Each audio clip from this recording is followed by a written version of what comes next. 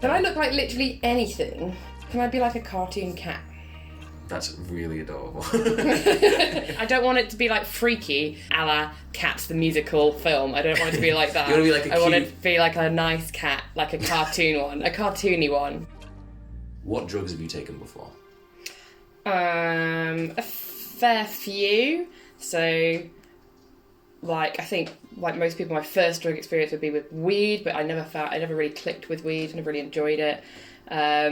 And people say that that's like a gateway drug, but I just don't know. My gateway drug was MDMA because it made me feel amazing. And then after I tried that, I then was like, well, if I can feel like that, how else can I feel? So then I've done like, I've done a few psychedelics. So I've done LSD, I've done 2CB, I've done coke, I've done ketamine, I've done like, I've taken like Valiums and stuff like that, and like diazepams and benzos, those kind of things.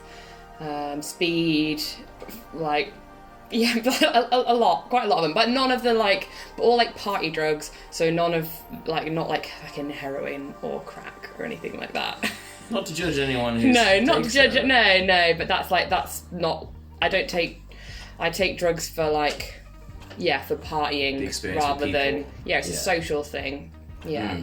Yeah. Okay, so that was actually going to be one of my questions, is like why do you take drugs, and what do you see as the sort of benefits in your life for taking drugs? Yeah, for me it's a social thing, definitely, because like I think growing up I was quite a socially anxious person, and I've definitely used alcohol a lot as like a social lubricant to like loosen me up and help me be better at interacting with people.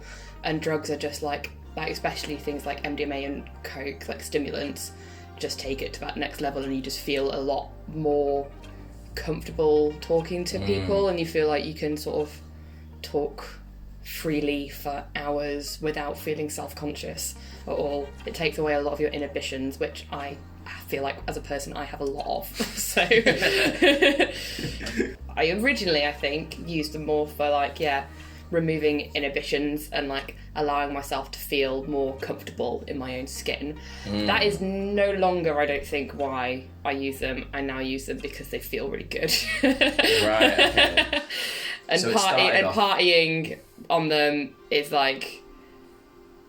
So don't get me wrong, I like going out and I like partying anyway. I could go out to a rave sober and have a great time, but why would I do that when I know that I could have like an exceptional time on like with some performance enhancing drugs? What misconceptions do you think there are about people that use drugs / drug users? Depends on like whose perspective you're talking about, because I feel like from like maybe like concerned parents' perspectives, they just think that like drugs are just gonna kill you, which like, you know, that's a fair concern. Like they can be dangerous, but there are ways to do them safely, and it's better that, you know, people are taught the safe ways to do them rather than just told like don't do them full stop, because otherwise, you know, then when they do come around to doing them, they might end up doing it wrong and they might actually put themselves in danger, because, you know, there's a fine line between like taking enough to have a good time and then just like and taking way too much, and if you don't know where that line is, then you're putting yourself in danger. What other misconceptions are there? That people that do drugs are all like fucking like scumbags, I guess, and that people are like only do it if they're in a really dark place, or I think there's plenty of misconceptions. Or that drugs can only do, like, a lot of people I think that drugs can only do kind of like physical harm to you. Like I remember like learning about drugs in school, and like a lot of the consequences of drug taking that we were warned about were like physical things, like people would say like, oh, if you do cocaine then you're going to lose that bit in the middle of your nostrils, like that's going to go, and like that is not the biggest concern about taking cocaine. Like there are far worse things that can happen first. Or like, oh, if you do MDMA and you go and you dance loads, then you'll like become like dehydrated and die of dehydration. It's like that's not the biggest concern with taking MDMA really either. There's like all the effects that it can have on the toll that it can take on your mental health if you're not careful with it, and if you take it too far. But like I never remember like that being what I got warned about. So really. that's something I was going to ask, is about what do you think's missing from the education system? And I think you've hit the nail on the head there. Do you think like, is there like, so a focus on there needs to be more information about mental health, or about mental health and like what it can do to you, and the fact that different people react differently to different drugs. Like for example, weed is something that people think of as being like a sort of very low risk drug, and loads of people talk about it as being like safer than alcohol and all that kind of stuff, which I guess it is in like a physical way. It does less damage to your body in a physical way, and it will make you act less aggressively compared to like what alcohol can do to some people. But one of my like worst drug experiences ever was from smoking weed, and it just didn't agree with me at all, and I went into kind of like a state of psychosis pretty much, and it really fucked with my head for like quite a long time and took me a while to get over it. And that was just from like smoking some weed. Like I've taken like quite heavy psychedelics and come out of the other side of that feeling good, like feeling better. But this like one of these like a couple of experiences I've had with weed where it's just like really sent me to a bad place mentally. what challenges have you faced before as a result of taking drugs or being a drug user in general? So I had one like there's one like pivotal kind of like bad time that happened to me when I first of all, I was in a bad place in my life to start with. I was like just like going through some shit with a relationship. I didn't have my own place to live. I was the first year out of uni, and I was like just struggling to find my feet, and I was having a bad time anyway. And then like my partner at the time had like broken up with me, and I just wanted to like go out and like get fucked up and just feel better and forget about everything for a night. So I was going to take MDMA, and I got it through my friend, and it was whatever it wasn't MDMA, because it didn't give me any kind of euphoria. It made me feel very anxious, but because I don't know, I think I thought that it was just because I was feeling a bit off. I was like, if I just take a bit more, like surely it'll kick in soon. So I took a bit more, but I just felt bad the whole night. And I was with this one girl, and then like we went back to a house that was like full of people who like she knew, so I was like very uncomfortable. And then she left, and I was just left with these people that I didn't really know very well. And then I smoked some weed because someone knew that I was anxious, and someone was like, have some weed, it'll calm me down. It fully did not, and it sent me into this like horrible state of like I feel like it probably was some kind of psychosis, because I was like almost losing my vision, and I just didn't know what was real. And I was trying to walk back to the house of my friends, like where I was staying at the time, and it was literally a 5-minute walk. But I like couldn't, my thoughts were like going in circles, and I couldn't keep hold of them. And then I was like, had this kind of like vision of like a tree kind of thing spreading out, like branches going out in front of me, and like they were all the different paths that I could take, but like all of them ended really badly, and I could see into all these different versions of like paths, but I didn't, and I was starting to really lose sight of which one was the real one that I was in.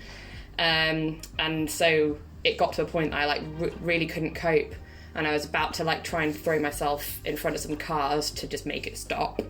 But a man came past on his bike, and I just like grabbed him by the arm, and I was like, I need help. And he like called me an ambulance, and I got taken to A&E, and I was in A&E for 8 hours because they were trying to like slow my heart rate. Apparently my heart rate when I was just sitting there was at like 188 BPM.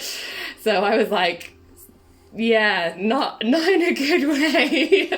I was really, really stressed, really anxious, just from my own state of consciousness was that awful. Like it raised my heart rate that much. I was in A&E for like the whole night. My phone was out of battery, no one knew I was there.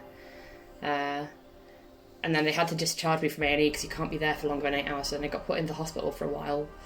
And then eventually someone came and was like, I feel like we just need to let you go home because I think being here is making your condition worse. So then they let me go, and I just like went back to my friend's house and just was an absolute mess for a good...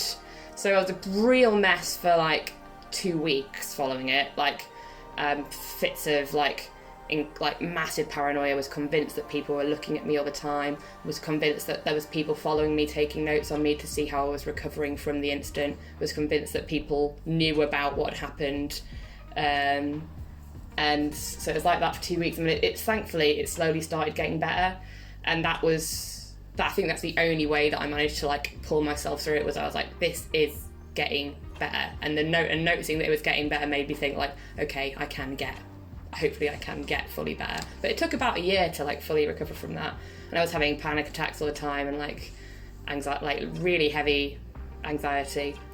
So yeah, that was an experience.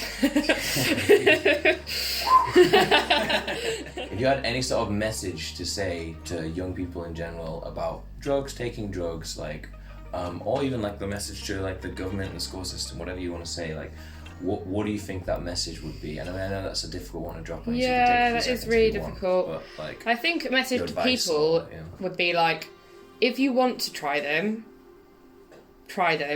but don't ever try them in a situation where you don't feel completely comfortable and you're not around people who make you feel safe, because the conditions that you're in when you take drugs have such a huge impact on the way that you will feel when you're on them. So that's just a really important thing.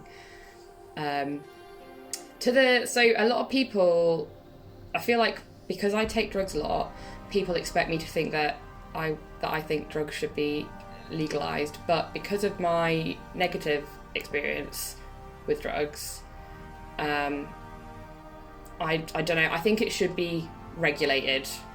I don't know whether they should be completely legal, because like I just feel like if it was legal, I just would worry that people would think less about taking them, would think that it was less of a big deal to take, because it is a big deal to take drugs. You're altering your mind. It's a big deal taking drugs, and you shouldn't go into it lightly.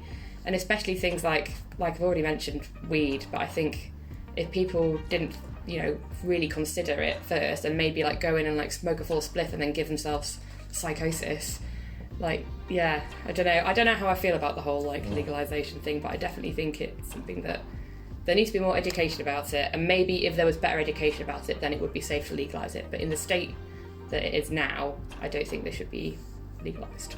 Definitely, I don't think they should be readily available to people. I think you should need to like actively seek them out and really want to do them.